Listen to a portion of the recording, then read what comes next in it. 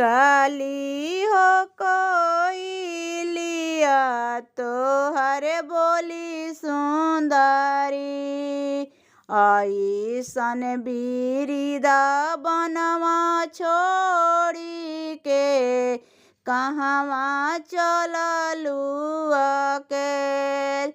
ऐसन सुंदर बनवा छोड़ी के कहवा चललू अकेल बेटी हो सुंदर बेटी तोहर बोली सुंदरी ऐसन पापा के घरवा छोड़ी के कहवा चललू अकेल बेटी हो सुंदर बेटी तोहर बोली सुंदरी ऐसन चाचा के घरवा छोड़ी के कहवा चललू अकेल पापा हो कौन पापा तोहर कठिन करे एक बेटी के भरवा ना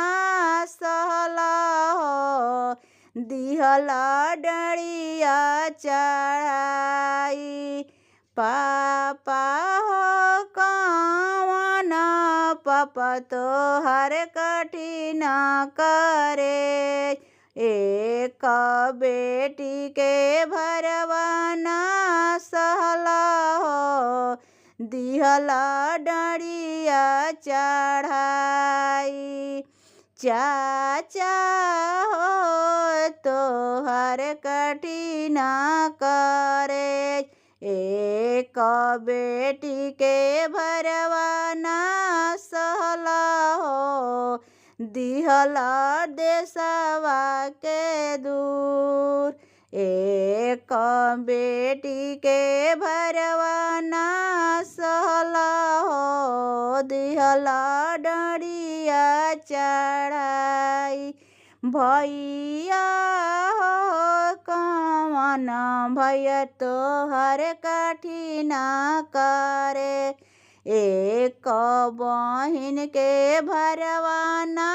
सहला हो दिहला करवा चढ़ाई